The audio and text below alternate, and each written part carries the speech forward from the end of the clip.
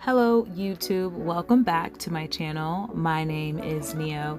In this video, I am working on a return client. Her set, as you can see, was that Valentine's pink color changing set with the red hearts and the red rhinestones. We are just going to remove them and start fresh on her. So we took them all the way down and I'm just prepping her for a brand new set. She's had that actually for over a month. It was about 6 weeks. And when she came back, I was just like, girl, come on. She actually like traveled and just couldn't get back to me in time. So gotta love the loyalty, right? So I'm just starting off with a sanding band. I already went around her cuticles with my skiver bit. It is a diamond skiver bit and I go around the cuticle area. So I'm just taking the sanding band and kind of removing the shine from her nails, smoothing out anything that's left over. And then I'm gonna get her ready for some new tips.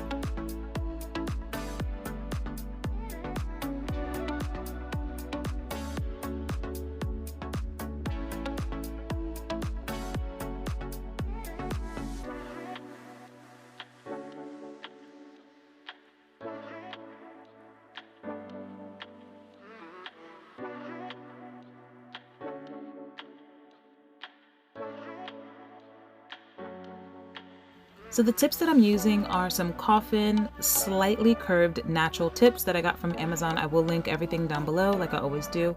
But I'm just making sure to size her correctly and to place the tips straight down her finger. Some of her fingers do a little bit of a twist. So to make sure that the tip is straight, I look at the knuckles of the finger, not the fingertip. So especially on this finger, you're gonna see that I angled the tip a little bit to the left and then it gives me more of a straight up and down look. If I had angled it with her fingertip, the tip would be going to the right bottom of the screen. So that's what I do. Same thing for this finger. I'm not going to follow the tip of the finger. I'm going to follow the knuckle. So I put the tip a little bit towards the left and then just let the glue dry. I usually don't put a lot of glue on the fingernail. I like to add glue after if necessary, but just making sure that the tip is fully adhered to the nail. If you have issues with your tip sticking to the nail, hurry up spray is definitely a good thing. But yeah, we're just going to apply these tips and then cut them down for her. So this length was too long and she was just kind of like, I need them down. So I took my straight edge clipper and I'm just clipping the nails down to her liking, and then I'll file them with an 80 grit hand file to a nice slightly coffin shape. It's not necessarily tapered square, it's a little bit more of a coffin for her. That's the shape that she kind of likes, but that's basically what we're doing today. If you're interested in watching the video of the nails that she had before for Valentine's Day, it's a really, really gorgeous, pretty pink set. I will link that in the cards for you to check out. But yeah, we're just doing something completely different today.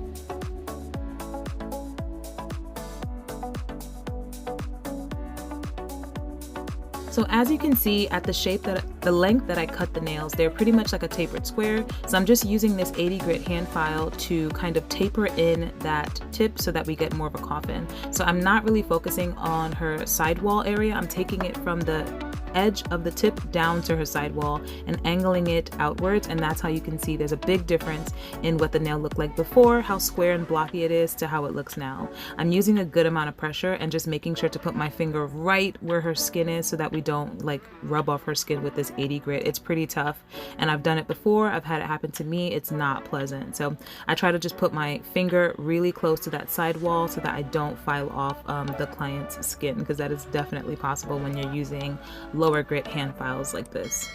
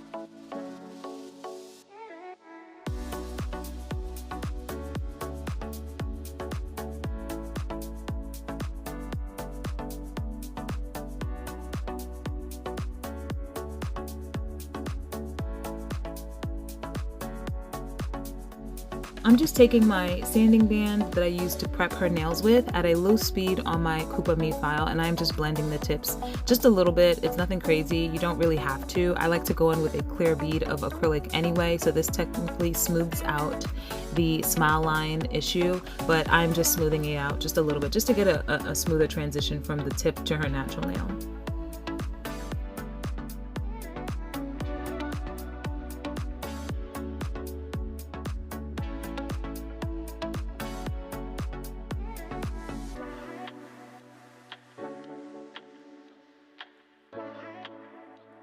So after dusting off any dust from the filing and blending, I'm just going in with my prep. I like to use the same thing all the time.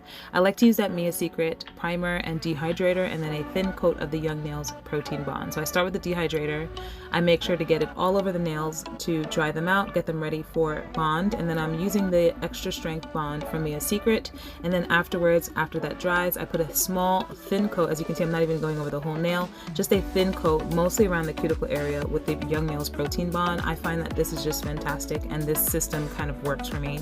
Like I mentioned before, I will be applying a clear bead of acrylic, and this is that right here. I'm using the Young Nails Core Clear. It's my favorite clear. It works the best for me, and I get the best base under my nails and the best adhesion. So I'm applying the bead slightly below the cuticle area, and then I'm going to push it towards the sidewalls and then just swipe it down. We want it to be a really flat, quick application here. I'm mainly applying it so that when the client comes back in for a nail design, redesign / fill-in, I don't have to file down to the natural nail. It helps to protect the nail. Also, it helps because clear acrylic has the absolute best adhesion. There's no pigment or mica or glitter in it, so you get the best adhesion to the natural nail after bonding. And yeah, it just helps to, you know, save the client's nails so that I don't file down and potentially damage the nails again. It also helps with removal because I know exactly when to stop filing. When I am taking off colored acrylic, once I see that clear layer, I know exactly when to stop. So after that's done, I'm actually going in with this foil transfer gel. We're going to be doing some baby bloomer nails, but instead of a white acrylic tip, we are going to be adding some white foil. So this foil I got in a set from AliExpress. It's like snakeskin and marble, rose gold snake, and I chose this really cool white and rose gold marble pattern foil sticker, I guess. I applied some foil transfer glue to her nails. I had her cure for 60 seconds, and now that the nails are tacky, I am just taking that beautiful white and rose gold crackle kind of marble foil, and I'm just really rubbing it into the tip of the nail. It doesn't need to be perfect. We are going to be ombreing over, but basically that's going to be the white tip of the bloomer that we're working with today. So I already went in and pre-cut some slits. You don't have to. If you like to use the whole roll, then that's totally fine as well, but I just thought it would be more handy for me to just have the little pieces pre-cut and ready to go. As you can see, I'm using my nail to kind of scrape and make sure that we get a good adhesion. If I don't, as you see, I just place another piece of the foil over an area that might have a gap. You scrub a little bit harder and you get a full transfer. So that's basically what I'm doing here.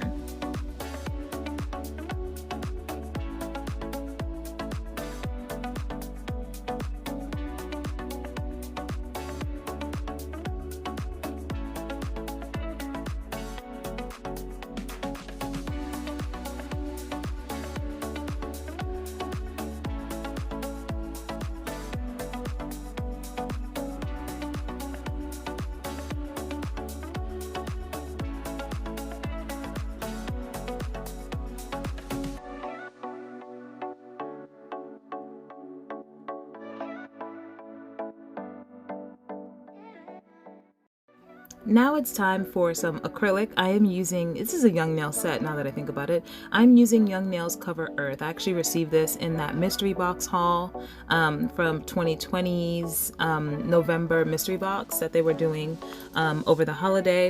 And it's a really, really gorgeous color. I actually used it on myself in another video where I did some encapsulating of some moon and stars and this gorgeous deep blue French, double French situation. I will definitely link that in the cards. It was a really cool set and I loved that one. But Cover Earth is a really gorgeous nudie kind of brown. It's like a cool toned brown, not too dark, not too light, and I thought it would go great with this set and for her skin tone. So I'm just applying that down the length of the nail. I will be clear capping a little bit later for strength, but I'm just making sure to get good coverage in this instance. I'm also going to use the same color to basically ombre over that foil to give myself that baby boomer effect. So I'm starting right away at the cuticle because if I want there to be a good enough amount of the white marble showing. And if I had applied a bead a little bit lower, when I'm ombreing, I might cover too much. One thing that I usually like to do when I'm using acrylic over transfer foils is to apply a base coat and cure before applying acrylic. Monomer has a way of breaking down the art on the transfer foils after application. So on some of the nails, I'm not sure which finger, but on some of the nails as I was swiping down and ombreing that Cover Earth over the marble, the white print was actually breaking down and you could kind of see it like disintegrating. So that's something to keep in mind if you are going to be trying this ombre method over some foil. Just use a base coat and paint over your foil, cure for 60 seconds, and then you can apply acrylic to your heart's desire. It will not affect it. I do that after this step because I was nervous about clear capping and didn't want to mess up the gorgeous white foil that we had added at that point. But for the ombre, it wasn't a big deal, but I did notice it breaking down a tiny bit.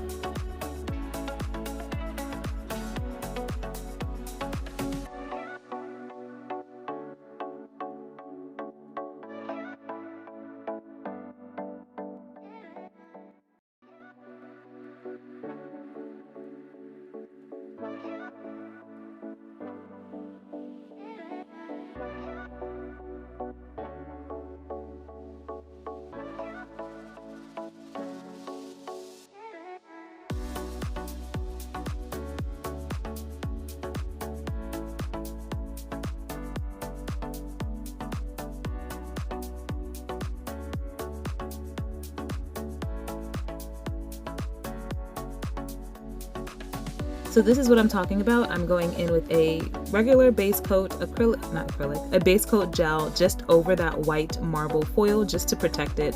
After applying, I'm gonna have her cure for 30 seconds and then we're gonna clear cap with the Young Nails Core Clear.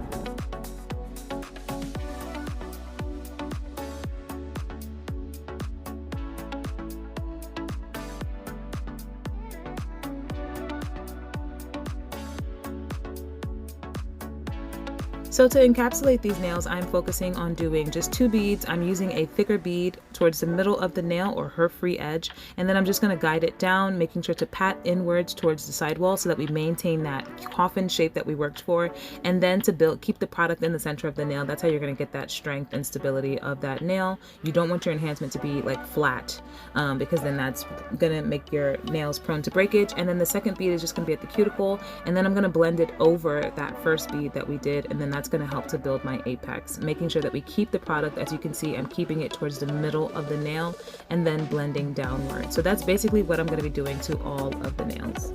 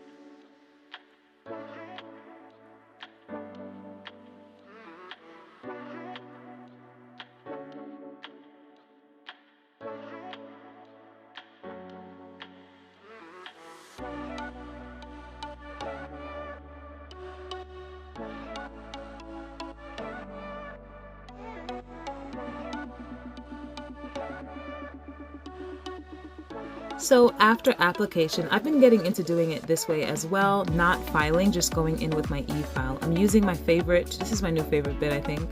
It's a fine carbide bit, but it's a narrow barrel bit. So narrow meaning that it's thinner, the tube, the cylinder tube of the bit is thinner than normal. And I really enjoy using a smaller bit or a narrower bit just because I feel like I can get across the length of the nail in a smaller manner. I have more control and I can get up in that cuticle area and sidewall area easier than if it was a larger barrel. Not to say that I don't enjoy using a large bit, but I'm really loving this one. And it's a fine, so it's not removing too much product. You're just smoothing out the surface of the nail. And if your application was, you know, halfway decent, then you don't have very much work to do. I'm just focusing on cleaning up the cuticle area and just smoothing out the nail in a premature fashion.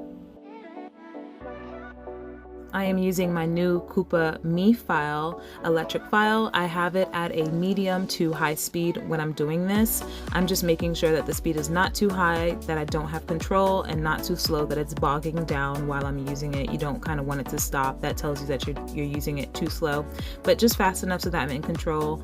And then making sure that this is not a safety bit, so just making sure that I'm not cutting my client or getting too close to their skin with the bit either.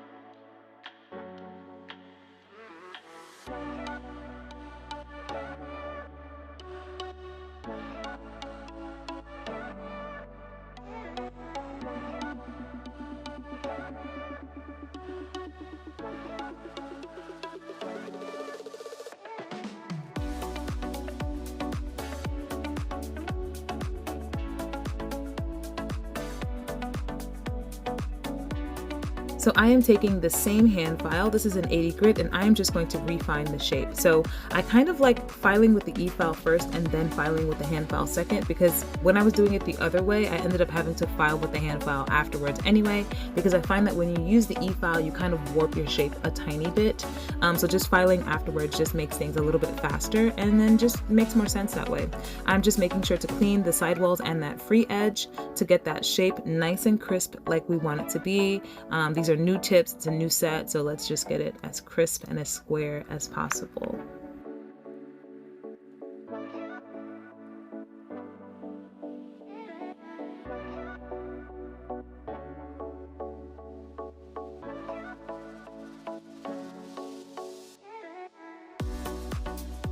So I had her wash her hands, but I like to do this anyway. I'm spraying her down with some swipe and or alcohol and just using a manicure brush to kind of clean up the cuticle and sidewall areas of the nails.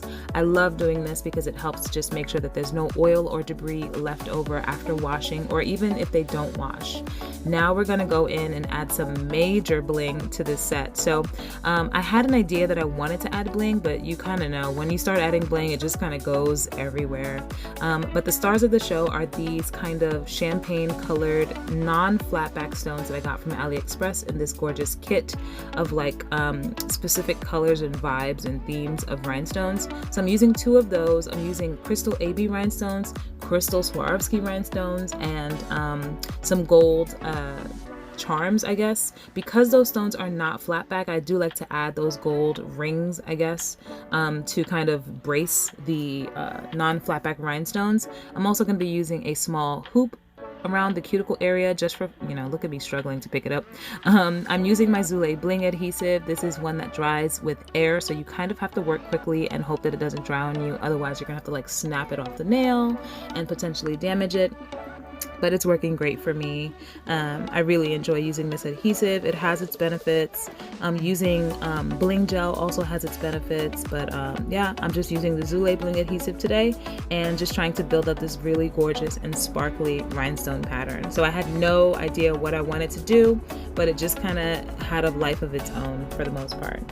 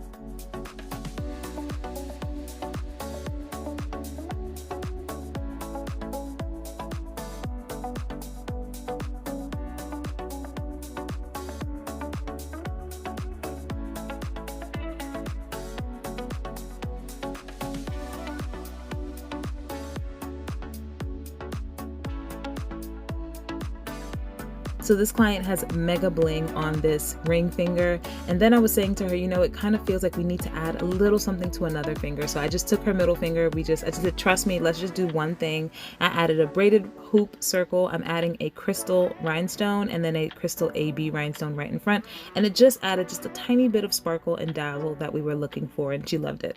Last step is to glossy top coat all of her nails, have her cure for 60 seconds, and then this set is done.